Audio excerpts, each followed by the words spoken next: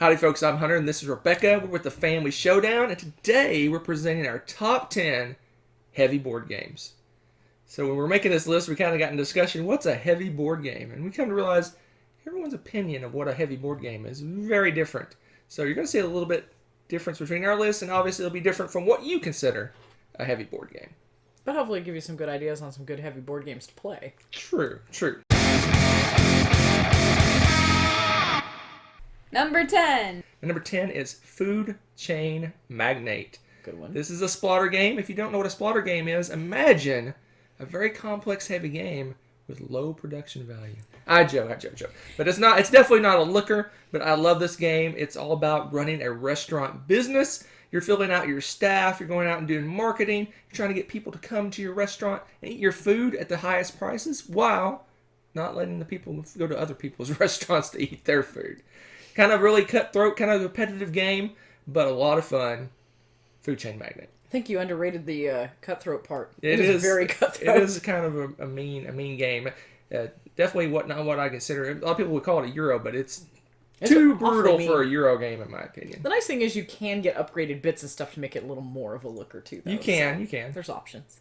My number 10 is an underrated little gem that it seems like it has flown under the radar quite a bit, and that is Leaving Earth. This is a game where you get to be a rocket scientist without having to do all of the rocket science math.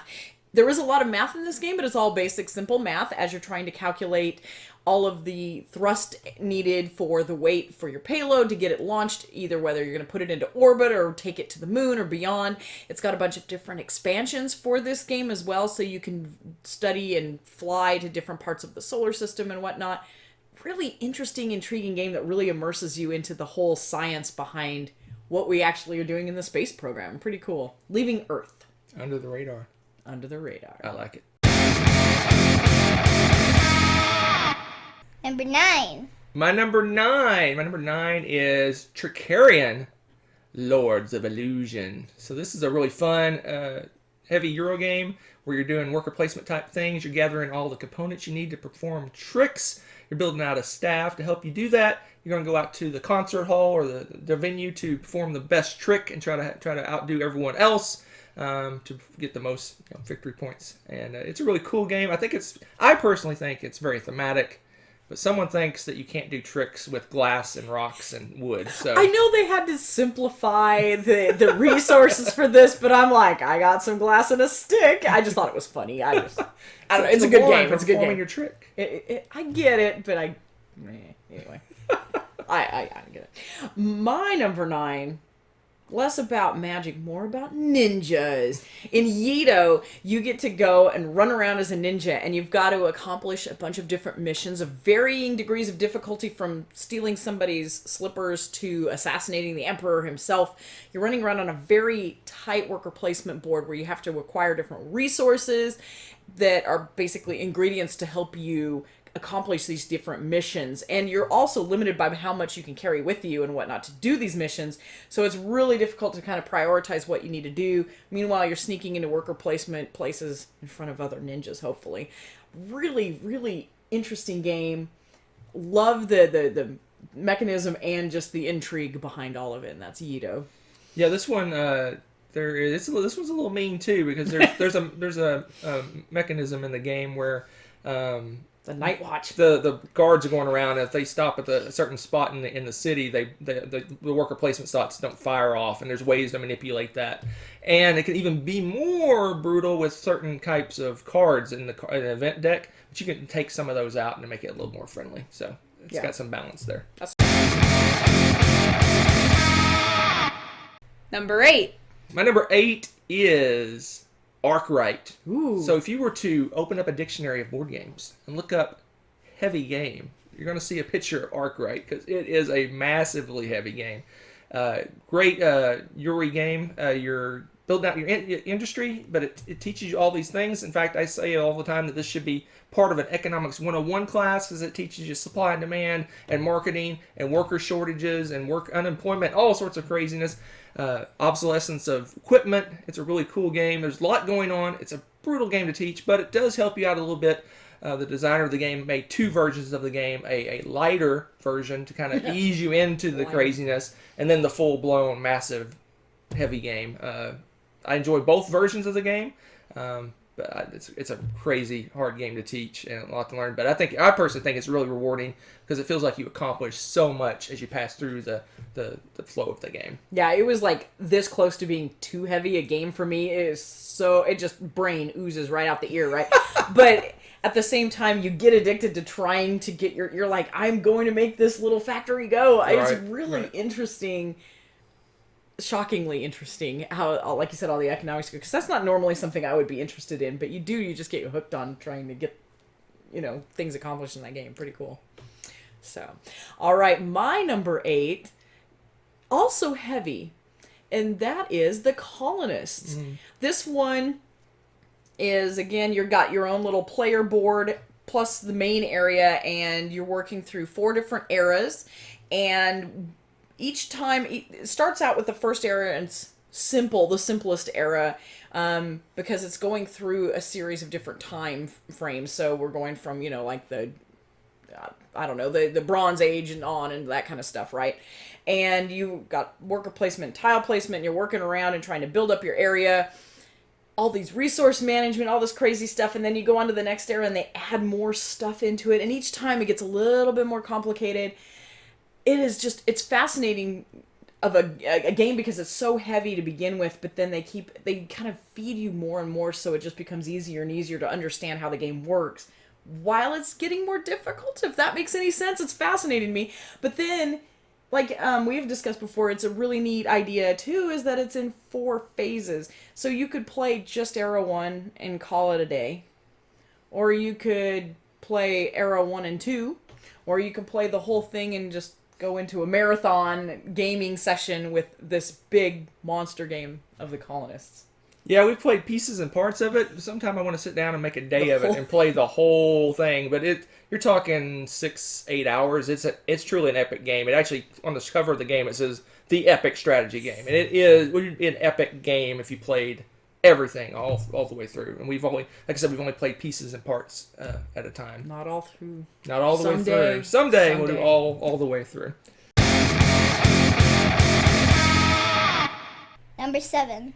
So my number seven is the first and probably not the last Lacerda game on our list, and that is Venos. So Venos is, if you played Viticulture, imagine that, and just add bunches and bunches of other things you can do on top of it. Turn it up to 11. So in this game, you're going out, you're building vineyards, you're hiring workers to run your vineyards, you're producing wine, you're taking that wine and you have a choice. You can export it, or you can send it to local businesses to sell there, or you can keep your favorite, your nicest looking wine, go to a show that off, and get all kinds of benefits and points for that. Has weather, has all kinds of things going on.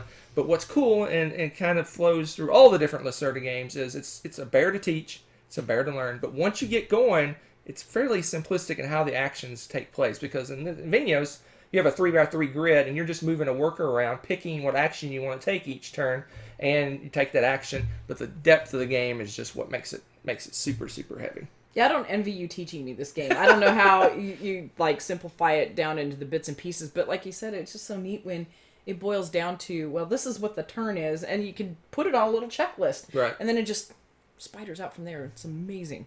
Love it. My number 7 goes Through the Ages in a very cryptically named game called Through the Ages. Yes, this game is a classic for a lot of people. It reminds me and a lot of other people as if you were playing Sid Meier's Civilization on the computer back in the day. You remember that game? It takes you through all the eras from very, very long ago, BC, to modern day times, and you have the leaders marching through time, and it's just got a conveyor belt of cards that you go through, and that sounds simple, except that meanwhile every turn you've got your player board with your civilization that you're going through and balancing out, your population with the morale and their resources and their government and their culture, and you name it, it covers it, and you can play it with military, without military. It's all that in a bag of chips. It's an amazing game, which also happens to come with a really amazing app. Instead, now a lot of people don't like to mess with all the bits on the board, and you can play it as an app, which I know you've played it a lot on the app and absolutely loved it. In fact, it took you a while to get back to the board game because you like the app so much. I can play. You can use. I usually knock out a full blown Through the Ages game in like 20 minutes. It's insane. Which you is can't an do impossibility with the board game. You can't do it with the board game, but it's still worth it. I really like pulling out the board game and actually messing with the pieces. It's fantastic. Heavy game though. But... Yeah, this reminded me. You talking about it reminded me of we actually did a Blender skit. Remember Blender? Blender was a great thing. We did a Blender skit back in the day, and we made fun of the choices that like the turn order in this game. The turn orders alone of all the steps you go through to take a turn. We did actually a Star Wars scroll of all the different things you take. So.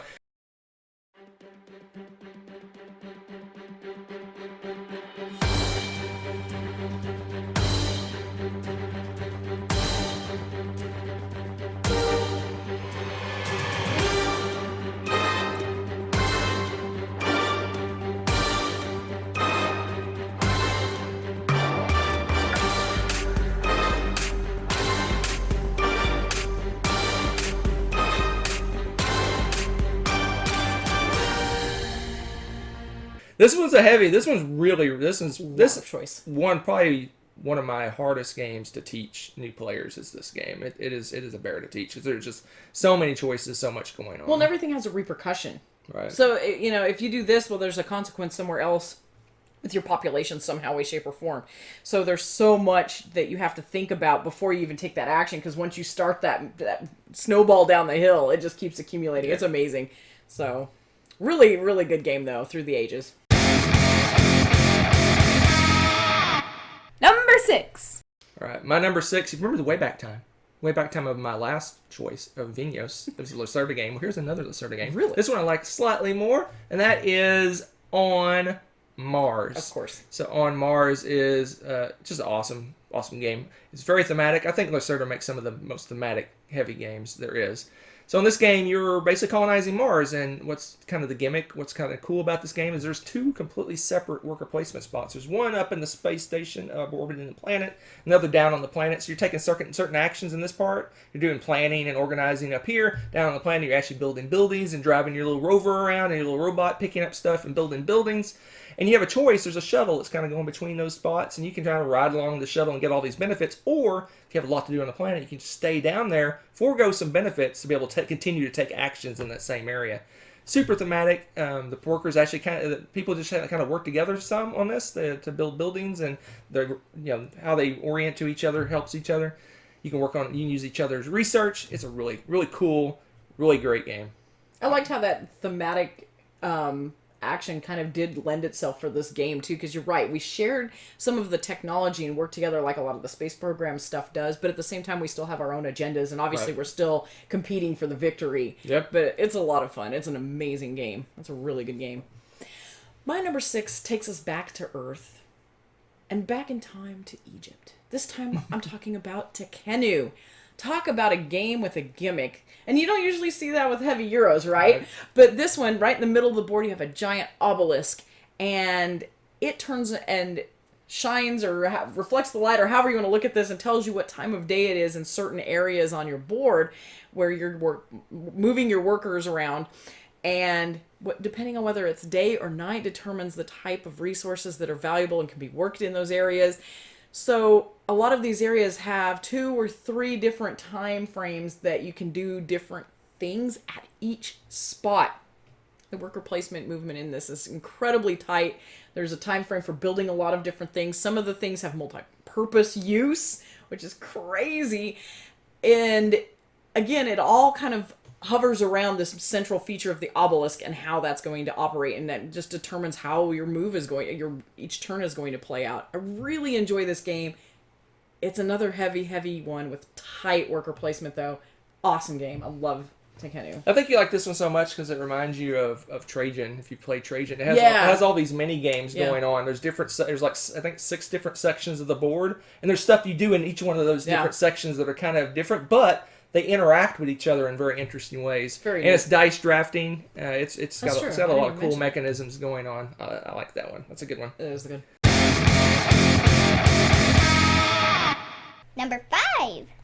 So my number 5, if we were to sit down and say, hey, let's play a heavy game. The first one we would agree on, I'm pretty sure, would be Anachrony. Love Anachrony. It's a heavy worker placement game. You have a capital city that's all, I don't know, radiated or Irradiated? something, Yeah, it's kind of messed up. something bad going on there, and so you have to actually space. jump in some mechs and drive your little mechs out to the city, capital city, to take those worker placement spots. And some of the things you can do in the city is build buildings, and those buildings, you get resources and stuff to build buildings in your own area, and it's safe to do things there, so you don't need a mech. So it's a balance of using mechs to go out to do actions in the capital city to build up your area where you can take actions without using your mechs. All in preparation for this big asteroid or comet or something that's going to come crashing down to the planet. So each different faction has a goal they have to accomplish to get off the planet before that happens. But the gimmick, there's always a gimmick. The gimmick is there's time travel in the game, and it's represented by, I need to build this building, but I don't have the resources I need. I'll just borrow from the future. I'll have future me send me those resources. I'll use them now, but in the future I have to do that. I have to send those resources back, or all kinds of paradoxes and anomalies happen if you don't do that. Really cool mechanism. I love this game. Anachrony. I think future you should tell you to find another place to live before you move to that place. I'm just saying. That's probably It's a true. rough place to probably live. True. Probably true. That's such a good game, though.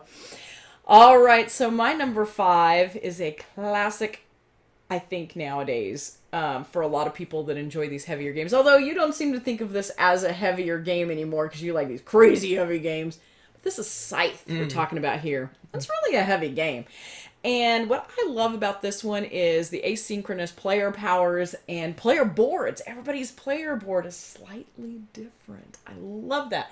Plus, of course, with the beautiful production of this game, everybody's got different colored and different shaped pieces and different things, right? But the whole heart of this, you've got your player board and it's got a little engine builder on it and you're moving your bits. So as you accomplish different things, you're taking pieces off and it uncovers some benefits for you or makes things cheaper, and you can use it in different parts of your board to make it easier for you to accomplish other goals. And this sort of starts to snowball and get your engine moving. Meanwhile, you're trying to place these... you want to accomplish different things and be able to place these stars, which are telling you you've accomplished certain things in the game, and it's kind of a race in a way to accomplish the most things and get done. And on the board, you've got all these different resources, so it's sort of area control, but you don't necessarily have to fight for area control. Depends on who you're playing with and how they want to get stuff and how friendly everybody's feeling at the moment. It's a really neat game with a really wide variety of play. There's also multiple really good expansions for this. There's a campaign that you can do with this. There's so much content for this game. I think it's around to stay for a long, long time. Yeah, at first glance, I wouldn't call this super heavy, but when you think about it, every faction's a little bit different. Yep. Every other mechs work differently. There's a lot of different rules. There's a lot of different actions. There's the thing going on in the center of the board where you're trying to go and get a superpower in the middle of the board. There's events, encounters that happen. There's a lot going on. Number 4. My number four. There has to be an 18xx game on this list. My personal list would not be complete without an 18xx game. True. And my favorite 18xx game is 18 Chesapeake. So this one, if you're not familiar with 18xx games, it's a train/stock game. You're basically building these different train companies. You're buying and selling stock in those companies, and you're also at the same time building tracks and routes out on the board to run trains and collect money for doing that. And you're trying to accumulate as much money as you can, not in the companies, in your own personal money. So you're getting money from dividends and from stocks and things like that. This one I would consider the welcoming game for 18xx. If I was to tell someone, hey, if someone asked me what 18xx game do I need to play, this would be my first choice. And at the same time, it's my favorite because it is so smooth. It's easy to teach comparatively to other 18xx games. It doesn't have as much going on, but I like that. It's more of a casual, what I would consider a casual 18xx game where it's not a lot of tension and a lot of really watching what everyone's doing and things like that. It's kind of more friendly and not as punishing as some of the other 18xx I like games. that. The super heavy game that you call a casual game. That would be I the said closest I said qualifying. I said as a casual 18xx game. That's as close to casual as you can get with 18xx, though, for real. I like that. That's a good way to describe it. It's a good game. My number 4, I think, kicks it up a notch from the one I was talking about previously. because now I'm going to jump into the realm of Lacerda games. And I'm going to tell you about one of my favorites, which is CO2. Now, again, Lacerda just, I don't know how he does such a good job imbuing like a really good theme into such heavy Euros. But again, this plays completely differently than the other games that you were talking about. And what you're doing with this one is you're trying to control CO2 emissions on the planet. And at the same time, all the different countries in the world are still belching out the CO2. So it's not like time has stopped and you're just cleaning up the pieces. No, it is actively happening. It's kind of a real life, symbol for what we're trying to do right now, right? With cleaning up the emissions and everything. And you're going around to the different continents and trying to clean up your act and get that, but also to get ahead of it. And it is incredibly tough. And you're planning together, and it's semi-cooperative. You can play it. There's a couple different ways you can play this. You can play it fully cooperative, or you can play it semi-cooperatively, which is like how we usually play it. Right. Well, you still have a winner, but at the same time, you have to work together at least a little bit, or the planet's gonna catch up and get you. Right. Nature is not your friend in this one. Right. So it's just amazing, and the art, everything with this is just absolutely beautiful. It's just, his games are really stunning too. Who's that? O'Toole, I think, is the artist for his games. They're really neat. And again, they look unique and very different. And this one is no different from the games that you were describing. It's another heavy one. This one was strangely addictive to me, just trying to figure out. It's like a logic puzzle. How are we going to figure out where to go next? Because you have to choose and very strategically choose where you're going to go, because it's difficult to jump from continent to continent to work on these things.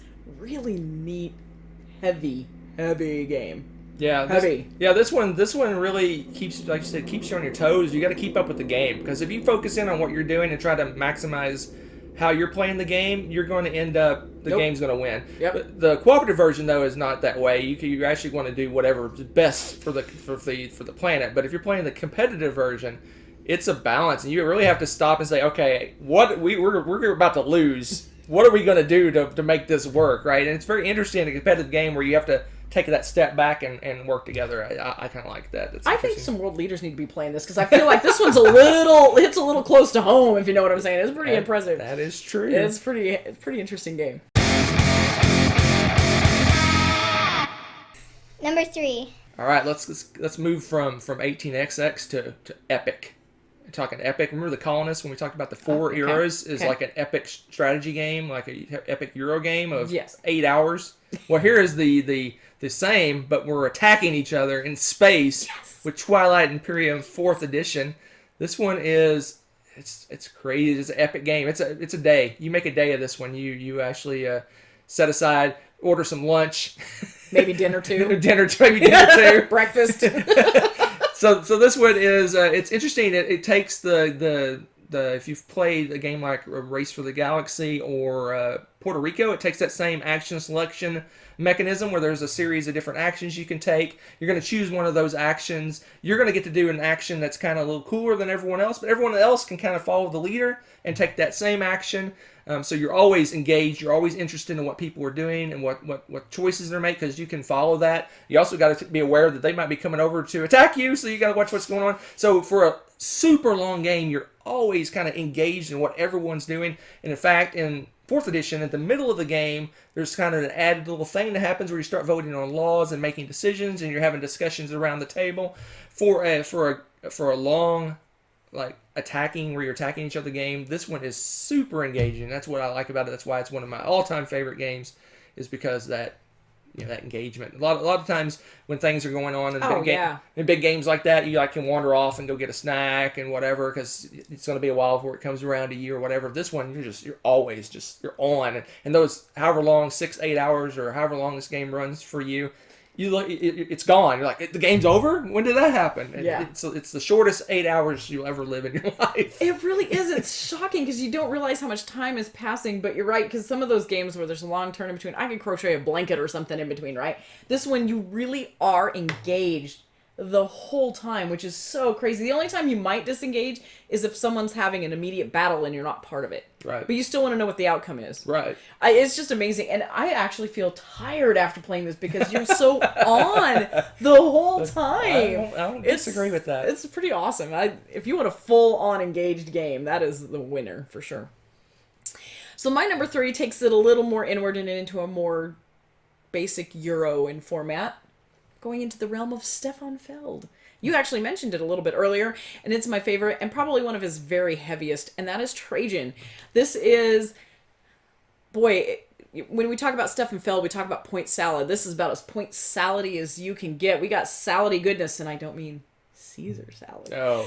It is. What just happened? There's a whole bunch of mini games that you have to do, because, I mean, you're the emperor, right? And you're juggling all of these things, trying to control this massively huge empire. So you've got, a little mini game of a map with area control over here, and you got this thing where you're vying for popularity in the Senate over here, and you're managing some resources over there, all the while, and you're playing around with this really cool rondelle thing that's helping you with your actions, and you have different colored little hexagonal cube things that you're moving around, and wherever you land kind of helps you what color cube and stuff they can help you with the combos to get different benefits and all these different things. And meanwhile, depending on how many cubes you use to move around, time is passing as well. So you got this kind of a ticking clock in the background of everyone's mind as you're playing.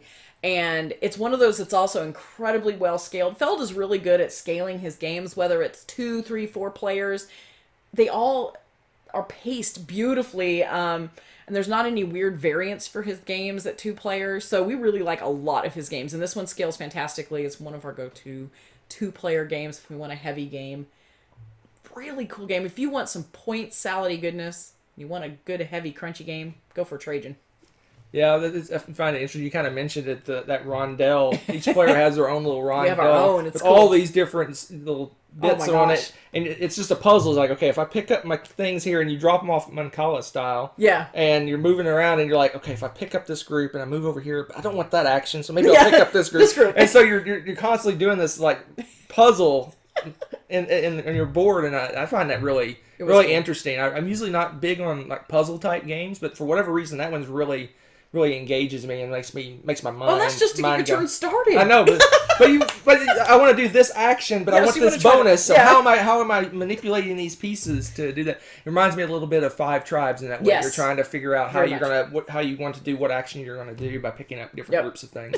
It's a cool one. That's a good one. Number 2. So let's move on to my number 2. My number 2. Remember way back, like the 18 Chesapeake, the 18XX game? So this is an 18XX game without trains and tracks, but you have all the other things. You're running a business, you're collecting money, you're trying to make money. It makes it into a heavy worker placement game. City of the Big Shoulders. So City of the Big Shoulders is an awesome worker placement game. It's really got all kinds of things going on. You're running a business and all the things that go into that. It reminds me a little bit of Arkwright and how you're running the business. You're putting out workers. You're trying to automate different things. You're trying to get benefits that way. But the gimmick, there's always a gimmick. The gimmick is the worker placement spots start very limited early in the game. And you actually draft worker placement spots. I don't know if I've seen this before, but you should get a hand of little worker placement spots, and you're deciding which ones to put out on the board. And as time goes by, you're getting more and more spots, more powerful places to go. And what's cool is the one you pick, you usually get a benefit if someone goes to your spot. So not only you want to pick something that's cool for you, you want to pick something that's cool for everyone else. So if you played a game like Words of Waterdeep where you're building those buildings and you're getting benefits when people go to your spots, it has a kind of a similar mechanism where you're building out the game. Really cool. Got the same way. It's got supply and demand going on. You're building your business. You're trying to get all that money from your business into your hands because you want to make the most money you can. Really cool. Super fun game. But it is a heavy game. Super heavy game. But one thing that I liked about this is this was my kind of intro into the 18XX world. Helped me get into mind how to handle your corporation money versus your own money. And it kind of kept it straight for me so that when I went into and started playing 18XX games, I already understood that part of the game. It made it a lot easier to understand how 18XX games work. So this is like great welcoming into that heavy economic style game. It's fantastic for that. But it's still heavy on its own, so I don't want to say it's welcoming game, but No. welcoming to more heavier games. Heavy games. Heavy games. But it's true. You make a good point. That is kind of a foreign concept to someone who hasn't played the style of games. Yeah, I never had. You want to build up your company. You want to make as much money as you can, but that does you absolutely no good. Yeah, you got to filter that money. money out and get it into your own personal money. You Yeah. got company money, personal money. So that's true. That's good. Yep. All right, my number 2 has actually been mentioned before. We have a crossover. What? It is, as you said, one of our go-to games, and that is Anachrony. I won't repeat too much here because you pretty much covered it all. But yes, there's a lot going on in that game. You're in a place that increasingly is getting worse and worse to live at. So it's time to move, and time to move quickly. You kind of have a time frame before your world blows up and ends. And you want to beat everyone else out because apparently there's one escape pod. Who designed this? But I'm just saying you want to beat the other players to get to that exit pod and get out of there before the asteroid hits. Get a lot more benefits for being the quicker one out. And if you don't make it out in time, well, guess what? You lose. You don't score. You just don't score at all. You don't score your points. It's like Old Maid, man. You got the Old Maid card. Just saying. It's pretty rough. But yeah, it's... I think you're the first person ever to introduce Old Maid into a description of a heavy Euro game. There you go. That's amazing. I'm pioneer. That is pretty amazing. Yeah. Yes. But yeah, this, like I said, this is the one that, like I said, if we're going to sit down and play a heavy game and we're just picking one at random. Fun theme, too. This is the one that we're probably going to pick. Yeah. Super fun theme. I love it. So we're on to our number ones. Ooh. So exciting. Number 1. What could be my number 1? Nothing more than my favorite game of all time. What would that be? And that is War of the Ring, 2nd edition. Love War of the Ring. This game is so amazing. In my opinion, the best game ever made. That's just my personal opinion.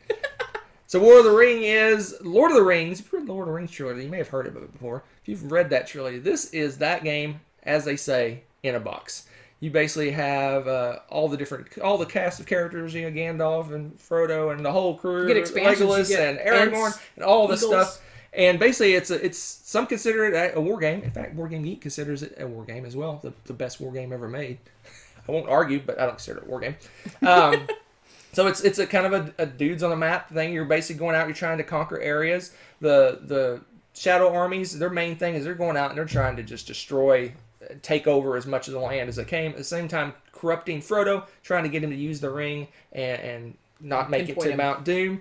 I'm telling all these Lord of the Rings stuff. You don't know Lord of the Rings, it's going to be so confusing. But the good guys, they have some choices. They also can control areas, but that's probably not the way they're going to win the game. They're actually going to hole up and defend and try to hold their position while Frodo sneaks his way and drops the ring in Mount Doom before he's corrupted or before the Shadow armies take over.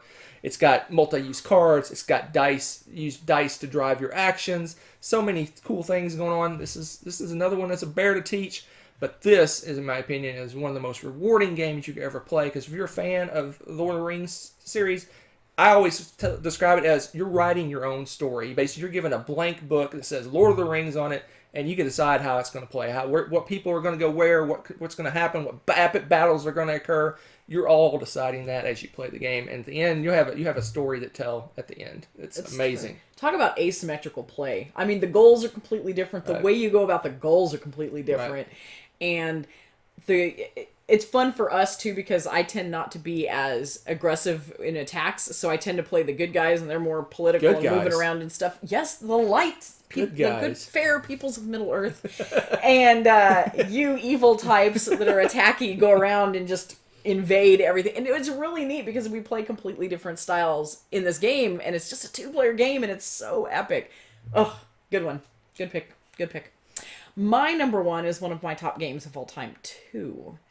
And it's incredibly heavy. And this one is in space instead of in fantasy. It is Gaia Project. This one is a very Euro version of all of the stuff we've been talking about before, because this one's mostly about, yeah, sure, we're exploring planets and building federations, but it's all about that tech track. Oh, it's a logic puzzle, and it's so beautiful because the main board, well, you got kind of a couple boards going on here. You've got the tech tree board, you've got your space that you're exploring, and all of your stuff that you're working on to try to work up the tech tree, because they give you different specialties and advances and scientific this and that and whatever.